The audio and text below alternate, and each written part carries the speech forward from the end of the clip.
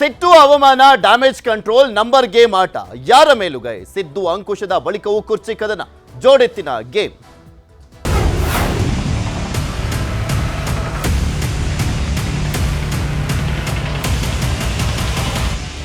ಸಿದ್ದರಾಮಯ್ಯನವರು ಕುರ್ಚಿಯನ್ನು ಉಳಿಸಿಕೊಳ್ಳುವಂತ ನಿಟ್ಟಿನಲ್ಲಿ ನಾನಾ ತಂತ್ರವನ್ನು ಮಾಡ್ತಾ ಇದ್ದಾರೆ. ಇದೇ ಸಂದರ್ಭದಲ್ಲಿ ಮತ್ತೊಂದು ಖುಷಿಯ ವಿಚಾರ, ಸಿದ್ದರಾಮಯ್ಯನವರಿಗೆ ಮೂಡಾ ಹಗರಣದಲ್ಲಿ ಸಿಎಂ ಪತ್ನಿ ಪಾರ್ವತಿಗೆ ಬಿಗ್ ರಿಲೀಫ್ ಸಿಕ್ಕಿದೆ. ಹೈಕೋರ್ಟ್ ಆದೇಶ ಪ್ರಶ್ನಿಸಿದ್ದಂತ ಇಡಿಗೆ ಭಾರಿ ಹಿನ್ನಡೆ ಆಗಿರುವಂತದ್ದು. ಜಾರಿ ನಿರ್ದೇಶನಾಲಯಕ್ಕೆ ಸುಪ್ರೀಂ ಕೋರ್ಟ್ ಚಾಟಿಯನ್ನ ಬೀಸಿದೆ. ಮೂಡಾ ಸಂಬಂಧ ಸಿಎಂ ಪತ್ನಿ ಕೇಸ್ನಲ್ಲಿ ತರಾಟೆಗೆ ತೆಗೆದುಕೊಳ್ಳಲಾಗಿದೆ. ರಾಜಕೀಯ ಯುದ್ಧ ಮಾಡಲಾಗ್ತಾ ಇದೆಯಾ, ಚುನಾವಣೆಯಲ್ಲಿ ಹೋರಾಡ್ಲಿ, ನೀವ್ಯಾಕೆ ಬಳಕೆ ಆಗ್ತಾ ಇದ್ದೀರಾ ಅಂತ ಪ್ರಶ್ನೆಯನ್ನ ಮಾಡಿದೆ. ಸುಪ್ರೀಂ ಕೋರ್ಟ್ ಚಾಟಿಯನ್ನ ಬೀಸಿರುವಂತದ್ದು ಈ ರೀತಿಯಾಗಿ ಇಡಿಗೆ. ನೀವು ನಮ್ಮ ಬಾಯಿ ತೆರೆಸಬೇಡಿ ಅಂತ CJ chief justice of India ಅವ್ರು ಮಾತನಾಡಿರುವಂತದ್ದು. ಇಲ್ಲ ಅಂದ್ರೆ ಇಡಿ ಬಗ್ಗೆ ಕಠಿಣವಾಗಬೇಕಾಗುತ್ತೆ. ಮಹಾರಾಷ್ಟ್ರದಲ್ಲಿ ನನಗೆ ಒಂದು ಅನುಭವ ಆಗಿದೆ ಅಂತ ಕೂಡ ಹೇಳಿದ್ದಾರೆ. ಈಗ ಇದನ್ನ ದೇಶದಾದ್ಯಂತ ಮುಂದುವರಿಸಬೇಡಿ. ಇಡಿ ನಡೆ ಬಗ್ಗೆ ಸುಪ್ರೀಂ ಕೋರ್ಟ್ ಗರಂ ಆಗಿದೆ. ಈಗ ಆಲ್ರೆಡಿ ಸಾಕಷ್ಟು ಬಾರಿ ಇದೇ ರೀತಿಯಾದಂತಹ ಅಭಿಪ್ರಾಯವನ್ನು ವ್ಯಕ್ತಪಡಿಸಿತ್ತು ಸುಪ್ರೀಂ ಕೋರ್ಟ್. ಮತ್ತೊಮ್ಮೆ ಇಡಿಗೆ ಚಾಟಿಯನ್ನು ಬೀಸಿರುವಂಥದ್ದು ಸಿಜೆಐ BR ಗವಾಯಿ ಪೀಠದಲ್ಲಿ ವಿಚಾರಣೆ ಆದಂಥ ಸಂದರ್ಭದಲ್ಲಿ ಆದಂಥ ಬೆಳವಣಿಗೆ ಇದು. ಇನ್ನು ಸಿದ್ದರಾಮಯ್ಯನವರ ವಿಚಾರಕ್ಕೆ ಸಂಬಂಧಪಟ್ಟಂತೆ ಬರೋದಾದ್ರೆ, ಕಾಂಗ್ರೆಸ್ನಲ್ಲಿ ಮುಗ್ದಿಲ್ವಾ ಕುರ್ಚಿಯ ಕಿತ್ತಾಟ? ದೆಹಲಿಯಲ್ಲೇ ಕೂತು ಸಂದೇಶವನ್ನ ನೀಡಿದ್ರು ಸಿದ್ದರಾಮಯ್ಯ ಅವರು. ನಮ್ಮ ಮೈಸೂರು ಸಮಾವೇಶದಲ್ಲಿ ಗರಂ ಆಗಿದ್ದಾದ್ರೂ ಯಾಕೆ?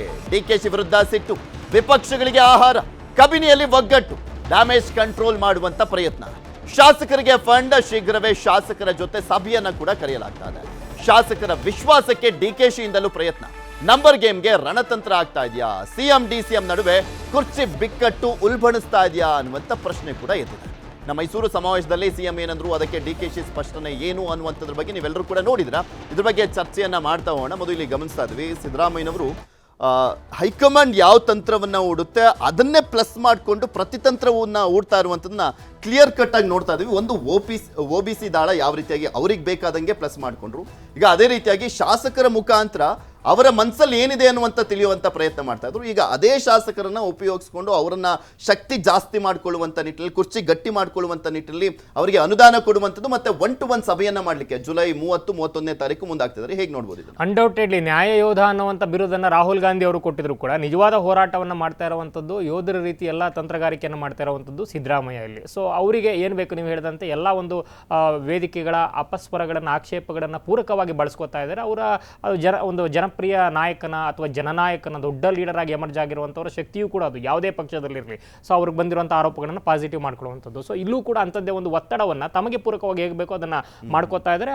ಅಲ್ಲಿ ಕ್ಲಿಯರಾಗಿ ಹೇಳಿದ್ರು, ಈಗ ಮೊನ್ನೆ ಹೇಳಿದ್ರು, ಅವರು ಮನೆಗೆ ಹೋದ್ರಪ್ಪ ಅವ್ರ ಬಗ್ಗೆ ಎಲ್ಲ ಹೇಳೋಕ್ಕಾಗಲ್ಲ ವೇದಿಕೆಯಲ್ಲಿ, ಅದು ಶಿಷ್ಟಾಚಾರವೂ ಹೌದು, ಅದನ್ನು ಮೆಸೇಜು ಹೌದು. ಸೊ ಮೆಸೇಜು ಏನು ಕೊಡಬೇಕು, ನೀಟಾಗಿ ಅದನ್ನು ಟ್ರಾನ್ಸ್ಪರೆಂಟಾಗಿ ಹೇಳೋದ್ರ ಮೂಲಕ ಮೆಸೇಜ್ ಏನು ಕೊಡಬೇಕು ಅದನ್ನು ಕೊಟ್ಟರು. ಜೊತೆಗೆ ನಿನ್ನೆ ಬಂದು ಡ್ಯಾಮಲ್ಲಿ ಬಾಗಿನ ಅರ್ಪಿಸೋ ಸಂದರ್ಭದಲ್ಲಿ ಆರಾಮಾಗಿದ್ದು, ಏನಪ್ಪ ಶಿಷ್ಟಾಚಾರ ಪಾಲನೆ ಮಾಡಿದ್ರೆ ಅದೇನು ತಪ್ಪ ಅನ್ನೋ ರೀತಿ ಅದನ್ನು ಕೂಡ ಒಂದು ಕ್ಲಿಯರಾಗಿ ಅವ್ರ ಪಕ್ಕದಲ್ಲಿ ನಿಲ್ಲಿಸ್ಕೊಂಡು ಅದನ್ನು ಹೇಳಿದ್ರು. ಅದಾದ್ಮೇಲೆ ಈಗ 25ಕ್ಕೆ ದೆಹಲಿಗೆ ಹೋಗ್ತಾ ಇದ್ದಾರೆ, MLC ಅದು ಇದು ಪಟ್ಟಿ ಕ್ಲಿಯರ್ ಮಾಡ್ಕೊಳಕ್ಕಂತ. ಅದಷ್ಟಕ್ಕೆ ಸೀಮಿತ ಆಗಿರಲ್ಲ.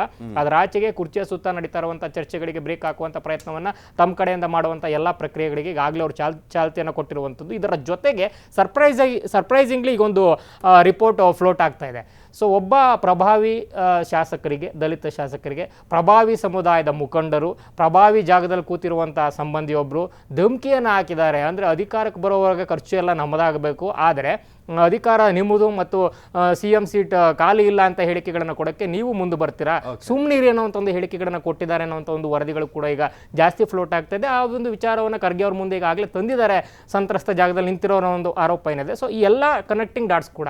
ಸೊ ರಾಜಣ್ಣ ಅವರು ಬರಲಿಲ್ಲ ಅವ್ರ ಇವ್ಯಾಲ್ಯೂಯೇಷನ್ಗೆ ಸುರ್ಜೇವಾಲಾ ಮುಂದೆ. ಸೊ ಇವರ ಬಣವು ಕೂಡ ಸ್ಟ್ರಾಂಗ್ ಆಗಿ ಫೈಟನ್ನು ಮಾಡ್ತಾ ಇದೆ. ಸ್ವತಃ ಇವರು ಕೂಡ ಸ್ಟ್ರಾಂಗ್ ಆಗಿ ಫೈಟನ್ನು ಮಾಡಿ ಮೆಸೇಜನ್ನು ಕೊಡ್ತಾ ಇದ್ದಾರೆ. ಕ್ಲಿಯರ್ ಆಗಿ ಮೆಸೇಜನ್ನು ಕೊಟ್ಟಾಗಿದೆ. ಅದನ್ನು ಚಾಲು ಮಾಡುವಂಥ ಪ್ರಕ್ರಿಯೆಗೆ ಕೈ ಹಾಕಿದ್ದಾರೆ. ಪಟೇಲ್ ಸಮಾವೇಶದಲ್ಲಿ ಮಾತನಾಡಿದಂಥ ರೀತಿ, ಆಮೇಲೆ ಖರ್ಗೆ ಅವರು ಕೂಡ ಇಲ್ಲಿ ಮಹದೇವಪ್ಪ ಅವ್ರನ್ನ ಕಿವಿ ಹಿಂಡುವಂಥ ಕೆಲಸವನ್ನ ಕೂಡ ಮಾಡಿದ್ರು. ಅದರ ಜೊತೆಗೆ ಈಗ ಶಾಸಕರ ಸಭೆ, ಸಿದ್ದರಾಮಯ್ಯನವರಿಗೆ ಎಷ್ಟು ಮಟ್ಟಿಗೆ ಅನಿವಾರ್ಯತೆ ಸೃಷ್ಟಿಯಾಗ್ಬಿಟ್ಟಿದೆ ತನ್ನ ಕುರ್ಚಿಯನ್ನು ಗಟ್ಟಿ ಮಾಡ್ಕೊಳ್ಳೋಕ್ಕೆ ಅಂತ? ನಿಮಗೆ ಈ ಜಗತ್ತಲ್ಲಿ ಇವತ್ತಿನ ಇಂಟರ್ನೆಟ್ ಯುಗದಲ್ಲಿ, ಡಿಜಿಟಲ್ ಯುಗದಲ್ಲಿ ಮೊಬೈಲ್ ಇಲ್ದಲೇ ಅಡ್ಮಿನಿಸ್ಟ್ರೇಷನ್ ಮಾಡ್ತಿರೋದು ಈ ಜಗತ್ತಲ್ಲಿ ಒಬ್ಬರೇ, ಅದು ಸಿದ್ದರಾಮಯ್ಯ. ವಿತೌಟ್ ಮೊಬೈಲ್ ನಿಮಗೆ ಮೊಬೈಲ್ ಯಾರು ಕಾಲ್ ಮಾಡಬೇಕಂದ್ರೆ PAಗೋ ಗನ್ಮ್ಯಾನ್ಗೋ ಮಾಡಬೇಕು, ಲ್ಯಾಂಡ್ಲೈನು ಮನೇಲಿದೆ ಯೂಸ್ ಮಾಡ್ಬೋದು. ಆದರೆ ನಿಮಗೆ ಇಂಟರ್ನೆಟ್ಟು ಈ ಜಗತ್ತಲ್ಲಿ ಅದಿಲ್ಲದಲೇ ಅಡ್ಮಿನಿಸ್ಟ್ರೇಷನ್ ಮಾಡೋಕ್ಕೆ ಸಾಧ್ಯ ಇಲ್ಲ. ಡಿಜಿಟಲ್ ಯುಗದಲ್ಲಿ ಇಂಟರ್ನೆಟ್ ಇಲ್ದಲೇ ಏನೂ ಮಾಡೋಕ್ಕೆ ಸಾಧ್ಯ ಇಲ್ಲ ಅಂದರೂ ಕೂಡ 5 ವರ್ಷ CM ಆದರು, ಮತ್ತೆ CM ಆದರು. ಆಮೇಲೆ ಕಾಂಗ್ರೆಸ್ನಲ್ಲಿ ಅದಂತೂ ತುಂಬಿದ ಅಡಗ ನೂರಾರು ನಾಯಕರುಗಳಿದೆ. ಸುಮಾರು 50 ವರ್ಷ 60 ವರ್ಷ ಕೆಲಸ ಮಾಡಿದ್ರೆ ಒಂದು ಗ್ರಾಮ ಪಂಚಾಯತಿ ಮೆಂಬರ್ ಕೂಡ ಆಗಿಲ್ಲ. ಕಾಂಗ್ರೆಸ್ಗೆ ಬಂದ ಕೆಲವೇ ವರ್ಷಗಳಲ್ಲಿ ತನ್ನದೇ ಆದ ಚಾಪು ಮೂಡಿಸಿ ಮಾಸ್ ಲೀಡರ್ ಆಗಿ ಇವತ್ತು 2 ಸರಿ CM 2 ಸರಿ ಅಪೋಸಿಷನ್ ಲೀಡರ್ ಆಗಿದ್ದಾರೆ ಅಂತ ಹೇಳಿದ್ರೆ ನಾವು ಸಿದ್ದರಾಮಯ್ಯರನ್ನ ಯಾರು ಕೂಡ ಎಸ್ಟಿಮೇಟ್ ಮಾಡೋ ಪೊಲಿಟಿಷಿಯನ್ ಅಲ್ಲ ಅನ್ನೋದು ಇದೊಂದು ಸರ್ವೇ ಸಾಮಾನ್ಯ ಸತ್ಯ ಆಗಿರ್ತಕ್ಕಂಥ. ಎಸ್, ಅವರು ಎಲ್ಲೆಲ್ಲಿ ಯಾವ್ಯಾವ ಮೆಸೇಜನ್ನು ಕೊಡಬೇಕು ಆ ಮೆಸೇಜನ್ನು ಕೊಟ್ಟರು. ನಿಮ್ಗೆ ವೇದಿಕೆಯಲ್ಲಿ ಹೌದು ಶಿಷ್ಟಾಚಾರಪ್ಪ ಅಂತ ಹೇಳಿದ್ರು, ಜನ ನೋಡೋರಿಗೆ ಹೌದು ಶಿಷ್ಟಾಚಾರ. ಅದರ ಅಟ್ ದ ಸೇಮ್ ಟೈಮ್ ನಾನು ಅವ್ರು ಹೋದ್ರು ನಾನೇ ಕೇಳಬೇಕು ಈಗ ಅವ್ರ ಹೆಸರು ಅನ್ನೋದೊಂದು ಮೆಸೇಜನ್ನು ಪಾಸ್ ಮಾಡಿದ್ರು. ನೆಕ್ಸ್ಟ್ ಅದ್ರ ಮಾರನೇ ಅವ್ರ ಜೊತೆನೇ ನಿಲ್ಸ್ಕೊಂಡು ಶಿಷ್ಟಾಚಾರಪ್ಪ ನಾನು ಈಗ ಹೇಳ್ದೆ ಅಂತ ಹೇಳಿದ್ರು. DKಗೆ ಇದು ಒಂಥರ ಹೆಂಗಂದ್ರೆ ನುಂಗ್ಲಾರ್ದ ಬಿಸಿ ತುಪ್ಪ, ಇಲ್ಲ ಅವ್ರು ಹೇಳಿ ತಪ್ಪು ಅನ್ನೋಂಗಿಲ್ಲ, ಹೇಳಿ ಸರಿ ಅನ್ನೋಂಗೂ ಇಲ್ಲ. ಅಂದರೆ ಒಂದು ಮೆಸೇಜನ್ನು ಪಾಸ್ ಮಾಡ್ತಾ ಇರೋದು, ದಿನೇ ದಿನೇ ಅವರೊಂದು ಮೆಸೇಜನ್ನು ಪಾಸ್ ಮಾಡ್ತಾರೆ. ಈಗ ಶಾಸಕರಿಗೆ ಅನುದಾನ ಕೊಟ್ಟರು, ಅನುದಾನ ಆದಮೇಲೆ ಅವ್ರ ಜೊತೆ ಸಭೆ ಮಾಡ್ತೀನಿ ಅಂತ ಹೇಳಿದ್ರು. ಈಗ 25-26ನೇ ತಾರೀಕು ಮತ್ತೆ ದೆಹಲಿಗೆ ಹೋಗ್ತಿದ್ದಾರೆ. ಈ MLC ವಿಷಯ ಎಲ್ಲ ಒಂದು ಕಡೆ MLC ವಿಷಯನ ಯಾರೋ ಪ್ರಭಾವಿ ನಾಯಕರು ತಡೆ ಹಿಡಿದಾರೆ ಅಂತ ಹೇಳ್ತಿದ್ದಾರೆ. ಹಾಗಾಗಿ MLC ವಿಷಯ, ನಿಗಮ ಮಂಡಳಿ ಸದಸ್ಯರ ನೇಮಕ, ಬೇರೆ ಬೇರೆ ಇಶ್ಯೂಗಳ ಬಗ್ಗೆ ಕೂಡ ಚರ್ಚೆ ಆಗ್ತಿದೆ. ಸದ್ಯ ಈಗಾಗಲೇ ಹೇಳ್ದಂಗೆ ಮೂಡ ಕೇಸ್ ಈಗ ಅವರ ಪರವಾಗಿ ಆಗಿರ್ತಕ್ಕಂಥದ್ದು, ಅದು ಒಂದು ಕಡೆ ಪರೋಕ್ಷವಾಗಿ ಬಲ ಸಿಕ್ತು. ಸದ್ಯದ ರಾಜಕೀಯ ಪರಿಸ್ಥಿತಿಯಲ್ಲಿ ಸಿದ್ದರಾಮಯ್ಯನವರು ತಮ್ಮ ಕುರ್ಚಿ ಉಳಿಸ್ಕೊಳ್ಳಿಕ್ಕೆ ಎಲ್ಲ ಪ್ರಯತ್ನ ಮಾಡ್ತಾರೆ. ಈಗ OBC ಲೀಡ್ ತಗೊಂತಾರೆ. ಈಗ SIT ಮಾಡಿದ್ರು, ಅದು ಒಂದ್ ರೀತಿ ಪಾಪ್ಯುಲಾರಿಟಿ, ಅನ್ಪಾಪ್ಯುಲರ್ ಆಗಿದ್ದಂತ ಅವರ ಒಂದು ಆಡಳಿತಕ್ಕೆ ಸ್ವಲ್ಪ ಪಾಸಿಟಿವ್ ಹೇಳ್ದಂಗೆ. SITದು ನಾನು ಸಾಮಾಜಿಕ ಜಾಲತಾಣ ನೋಡ್ತಿದ್ದೆ, ಸಿದ್ದರಾಮಯ್ಯ ಎಲ್ಲರೂ ಕೂಡ ಹೊಗಳ್ತಿದ್ದಾರೆ. ಎಸ್, ಅವರು ಫಸ್ಟ್ ಹೇಳಿದ್ರು ಸಿದ್ದರಾಮಯ್ಯದಿಂದ ಮಾತ್ರ ಸಾಧ್ಯ. ಆಮೇಲೆ ಆಫೀಸರ್ಸ್ ಇದಾರಲ್ಲ, ಆ ಲೀಡ್ ಆಫೀಸರ್ಸ್ ನೋಡಿ, ನಿಮಗೆ ಜಿತೇಂದ್ರ ಕುಮಾರ್ ಇದ್ದಾರೆ, ಅನುಚೇತ್ ಇದ್ದಾರೆ, ಪ್ರಣವ್ ಮೋದಿ ಇದ್ದಾರೆ, ಸೋಮಲತಾ, ಆಫೀಸರ್ಸ್ನ ಎಲ್ಲ ಟಾಪ್ ಆಫೀಸರ್ಸು, ಟಫ್ ಆಫೀಸರ್ಸು, ಒಳ್ಳೆ ಇನ್ವೆಸ್ಟಿಗೇಷನ್ ಆಫೀಸರ್ಸ್ನ ಹಾಕಿರ್ತಕ್ಕಂಥದ್ದು. ಇದೊಂಥರ ಸಮಾವೇಶಗಳು ಮಾಡ್ತಾ ಇದ್ದಾರೆ. ಜನರಿಗೆ ಏನಿಲ್ಲ, ಈಗ ನೀವು ಜನ ಆ ಮೂವ್ಮೆಂಟ್ ಅಲ್ಲಿ ಏನ್ ಕೇಳ್ತಾರೆ ಅದನ್ನ ಸರ್ಕಾರ ಅವ್ರ ರೀತಿ ಗಟ್ಟಿಯಾಗಿದ್ದಾರೆ, ಇವರೇ ಡಿಸಿಷನ್ ತಗೊಳ್ತಾ ಇದ್ದಾರೆ, ಅದು ಖಡಕ್ ಆಗಿ ಇದ್ದಾರೆ ಸಿದ್ದರಾಮಯ್ಯನವರು ಅನ್ನುವಂತ ಮೆಸೇಜ್ ಪಾಸ್ ಮಾಡ್ತಾರೆ. ಸಮಯದ ಅಭಾವ. ನಾವು ಕೂಡ ಅಪ್ರಿಷಿಯೇಟ್, ನಮ್ಮ ಚಾನಲ್ ಕೂಡ ನಾವು ಸರ್ಕಾರನ ಒತ್ತಾಯ ಮಾಡಿದ್ವಿ ಮತ್ತು ಅದರ ಪರವಾಗಿ ನಿಂತಿದ್ವಿ. ಸರ್ಕಾರ SIT ರಚಿಸಿದೆ, ಮುಖ್ಯಮಂತ್ರಿ, ಉಪಮುಖ್ಯಮಂತ್ರಿ, ಹೋಮ್ ಮಿನಿಸ್ಟರ್ ನಾವು ಕೂಡ ಅಪ್ರಿಷಿಯೇಟ್ ಮಾಡ್ಬೇಕಂದ್ರೆ ಇಂಥ ಪ್ರಕರಣ ಅಷ್ಟು ಸುಲಭ ಅಲ್ಲ. ಇದು ದೇಶದಲ್ಲಿ ಅತಿ ದೊಡ್ಡ ಪ್ರಕರಣ ಮತ್ತು ಇದಕ್ಕೆ ಕಾಂಗ್ರೆಸ್ ಮತ್ತು ಬಿಜೆಪಿ ಸ್ಥಳೀಯ ಜನಪ್ರತಿನಿಧಿಗಳು ಕೂಡ ಇದ್ದಾರೆ. ಅಂತದ್ರಲ್ಲಿ ನಿರ್ಧಾರ ತೆಗೆದುಕೊಂಡಿದ್ದಾರೆ. ಇಲ್ಲೇ ನಿಲ್ಸ್ತಾನೆ. ಧನ್ಯವಾದ ಮಧುವಾಗೆ ಪಟೇಲ್ರೆ, ಇಷ್ಟೊತ್ತಂಗ ಜಾಯ್ನ್ ಆಗಿ ವಿಶ್ಲೇಷಣೆ ಮಾಡಿದ್ದಕ್ಕೆ. ಇದಾಗಿತ್ತು ಇವತ್ತಿನ ಮಾತುಕತೆ. ನೋಡ್ತಾ ಇರಿ News 18, ಜಾಲ ನಮ್ಮದು, ಬಲ ನಿಮ್ಮದು.